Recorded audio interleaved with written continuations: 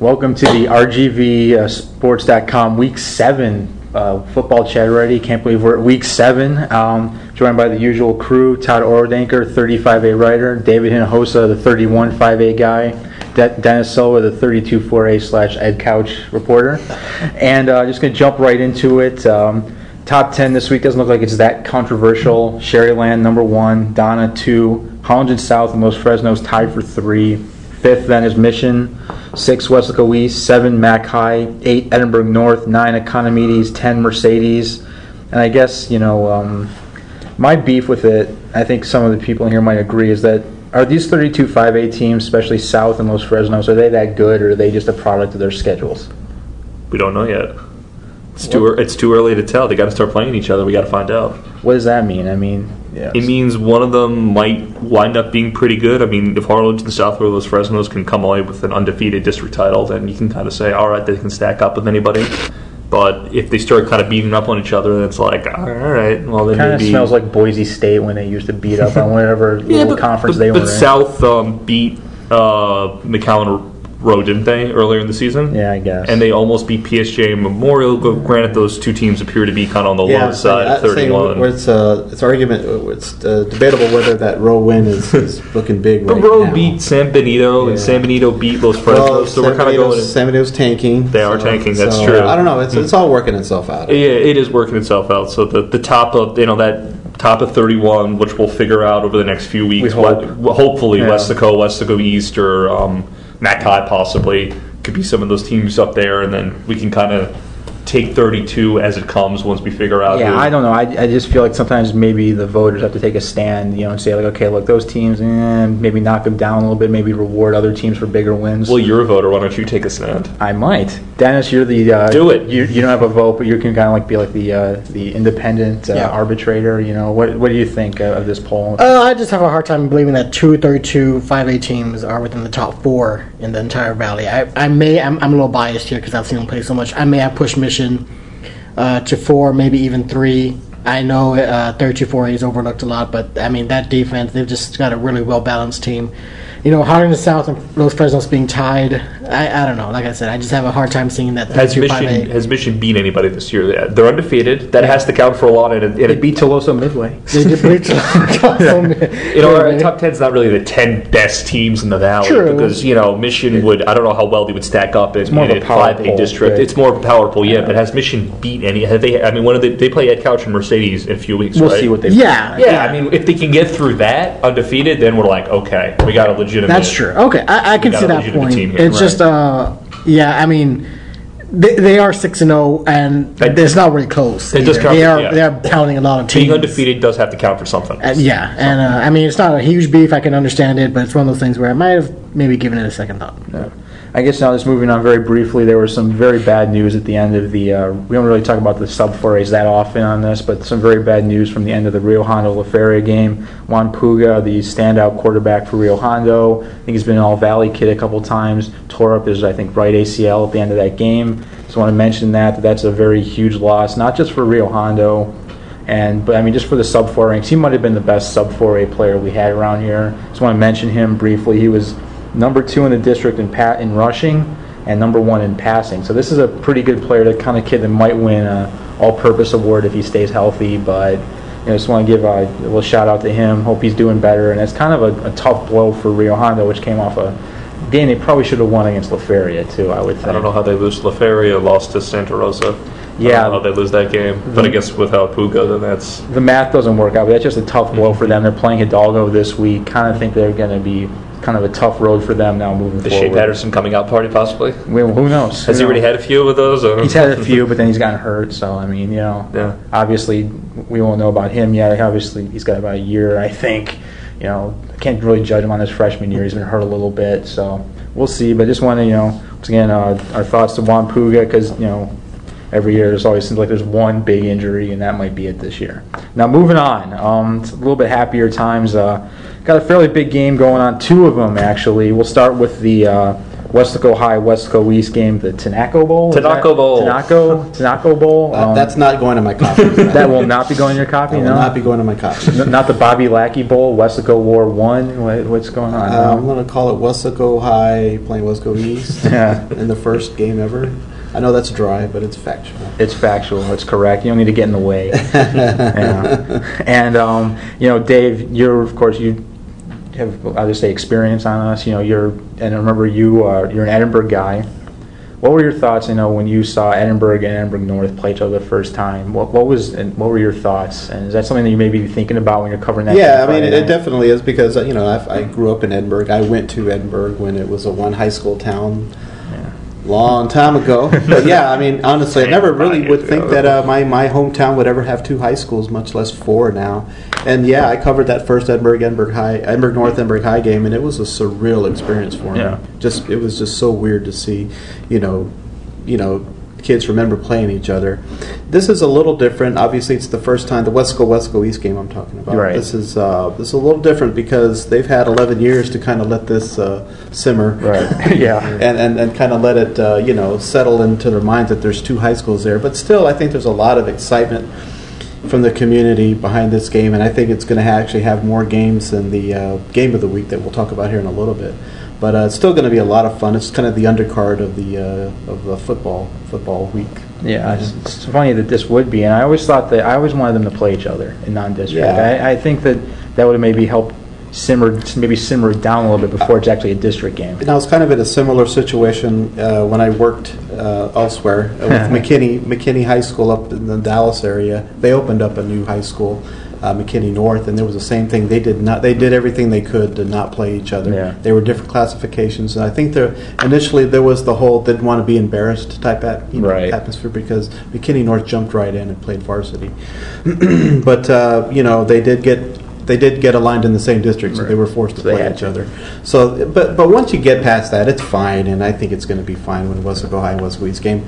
And take all that aside, it's going to be a good game. It's an important on paper, game, it's a great game. Yeah. It's an important game. I think the winner here is maybe not mathematically clinches a playoff spot, but virtually clinches a playoff Keeps spot. involved. And even the loser is still in it and still in great Keeps shape. alive in the race to win the district, too. Yeah, definitely. And to be honest, after seeing Wesco early in the year, I never would have imagined them being in this position.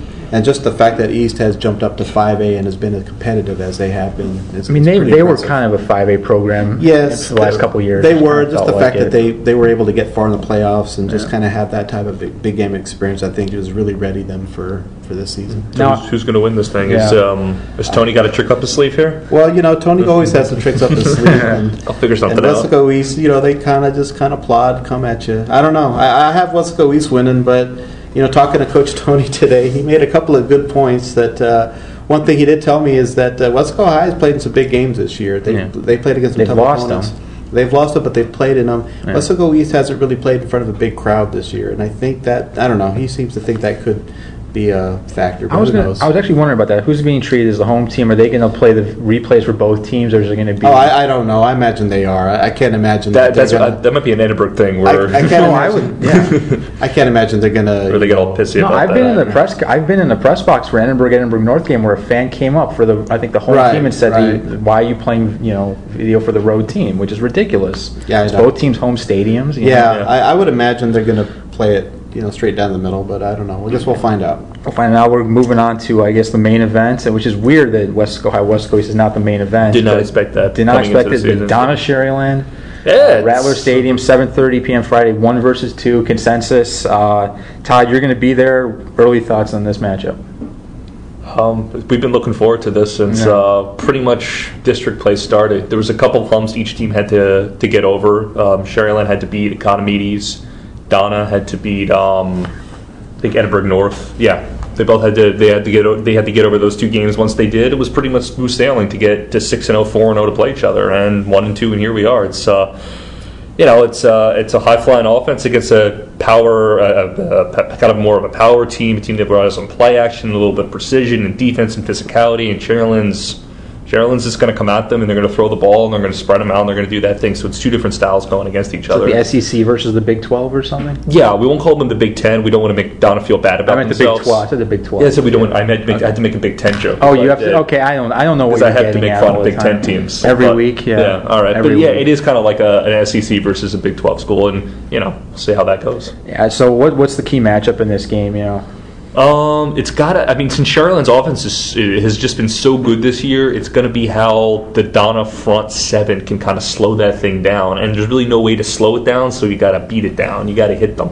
It's gonna be how hard Donna can hit Sharyland, and how much they can kind of get them worn out by the time the fourth quarter comes around. Has there been any talk about how last year's game ended and everything that went on with that? Has there been any on Facebook and on Twitter and in those circles? Yes. I mean with the official circles, because when I didn't hear anything about that. Donna, it's old news to them. They're upset about the way it ended. They kind of, if you talk about the timekeeper and the stuff and all that, they kind of just chuckle. It's over. That season's done with, and they want some revenge this year, and they want to win this game, and they're focused on this one. It's gonna be quite the atmosphere. It will be. It should be sold out. I think Donna has, if not sold out already, come very close, and we're talking about this on Wednesday afternoon. Sharyland, I was just there today. They said they got about 400, 500 left. So surprising. I thought they'd be sold out by now. Sharyland, it's a little bit. Donna's a little bit more rabid than Sharyland. Yeah. I think Sharyland has some season ticket holders that get it on Friday. Yeah, they're sipping the Starbucks and chilling out there. Yeah. They'll get to it. They'll get to it. Yeah. Now I'm gonna put everybody on the spot here. I would expect by Friday. Yeah. It should be sold out. It should be sold out by game time. Anybody trying to go up at 6 o'clock, 7 o'clock to get tickets, man, it's going to be out of luck. You're going to be out of luck, and it's going to be a scene there with not a lot of space at Sharyland. No, it's kind of a cramped course. Now I'm going to put everybody in the spot here. Biggest game of the year. You're making your picks right now, Todd. The biggest game of the year, like thus far. You're making your pick right now. Who's winning? Donna Sharyland. Oh, okay. All right. I thought we were. Who's winning the game? I got Sharyland. Dave. I'm picking Donna. Dennis. I got Donna. Okay, I'm going to go with Sharyland. So we got two. Who's breaking the tie? I think the teams are going to break the tie. I think the teams are going to break the tie on that one. Now, got to move on a little bit. Dennis, 32-40 doesn't quite have quite as big a game this week. You're saying Roma and Vets isn't as big as Donna? It's not a small game, because I think, as you pointed out, this could be like a play-in game in some ways, but. Try to get me excited for this game right now. Well, look, these are two teams that Mission Vets, especially, I think, with that offense, that people expected a lot more. They did not expect 1 and 2. They did not expect the complete thumper against Cal Chelsea, 61-0. Roma, it's not a shame to say you lost to Mission 27-3, but they played it close against Rio Grande City. They they didn't exactly fare well either against EE. So it's basically, these are two teams that are supposed to be in the playoffs. This is a big game. I think it's pretty much clear. Ed Couch, depending on what happens with them, but right now they're in the top 3, Mercedes and Mission. Right now that 4th spot is open, and Roma and Vets, you would figure, and I guess if you want to throw Valley View in, but Roma and Vets right now seem to be the ones that this game is going to pretty much decide that 4th spot. The ground and pound of Roma versus the aerial. What happened to Mission Vets last week? I mean, they're a program supposed to have resilience, supposed to be tough. That's what Gilpin wants, and then 61-0. They just laid down. I mean, Santos Villarreal did not play in the second half with a foot injury, and the third quarter was when Ed Couch pulled away 35-0. That quarter was when they pulled away. But it just I think it said a lot more about Ed Couch also than actually Mission veterans. Ed Couch they got thumped by Mission the week before, and they just came out and kind of played the team like everyone expected them to be. And it said more about EE. Mission Vets, I'm sure, is hungry to get at it again, but Roma's no slouch. It's going to be one of those games where it's going to be tough, and I mean both teams are fighting for the playoff lives. Right. If Roma wins this, they're in a really good position to make the playoffs. This is the biggest game in Roma history because they never made the playoffs. This is the biggest game in Roma history since last year against Mercedes. If they win this, they're probably in the playoffs. It would probably. You have to say it'd be the biggest win in their history. It'd be the biggest win. So if they win this, it would be the biggest win in their history to get the playoffs. I would think so. I would certainly think so. And now, obviously, we have to look at District 32-5A very briefly. There's a couple interesting games over there, actually. Your Pace Vikings. My Pace Vikings, yes, of course. They have Los Fresnos this week. Do they score a touchdown? Do they get in the end zone this week? No. I'm sorry, they don't. I think they're going to score. I think they're going to get a touchdown. It's going to happen. I mean, I've seen them score against Southwest. They did. It happened. Yeah, it happened. I have tell proof. your grandkids about that. I have proof of that. But I think another game very interesting: Harlingen against Brownsville Veterans. That's the game in 32-5. That is the game. Yeah. You see if Harlingen, maybe they can start to save their season a little bit, maybe get a little bit more respect. If Brownsville Vets wins this, they jump into the district title contention, right? Because they have that loss to Harlingen South right now. If Harlingen loses this, is like the world turn on its. I mean, Harlingen losing to a Brownsville team, and well, there's this perpetual dark cloud over Harlingen right now. You always think it's going to storm or something, like you ever seen like Ghostbusters, the end of it where the sky starts to fall. That's kind of what's going on right now. Why don't we say this? If Brownsville Vets wins this game, and then Harlingen loses the Bird Bowl, and it takes care of business, you have Harlingen and Hannah playing in Week 10 in Sam Stadium for a playoff spot. Quite possible. It's just a distinct possibility to do this. And that's a Thursday night, right? I think that's a Thursday night game. That'll be airing on CSN Houston. Wow. Throw that out there. Can you imagine even thinking of this scenario last year? Because definitely Harlingen might lose these next two games. This says something about the Harlingen program that maybe it's not quite as strong as we thought because it hasn't been able to regenerate. Yeah. You'd think that in a district that is not that competitive. I mean, if they win as competitive as one that they just came out. Right. Exactly. This is very strange because I thought Harlingen wasn't just a 1 or 2 year thing, that they had kids that could just keep coming like a football factory. Turns out that's not the case. Yeah. Well, we'll see if they can. I mean, Vets is playing well. That's a very intriguing scenario, Todd, and we're gonna. That's probably. We'll see if we get there. That's the smartest thing anyone's said on this podcast in weeks. So we're just gonna leave it there. Thanks for listening. I'm Brian. That's Todd, Dave, and Dennis. Thanks for listening, and we'll talk to you next week.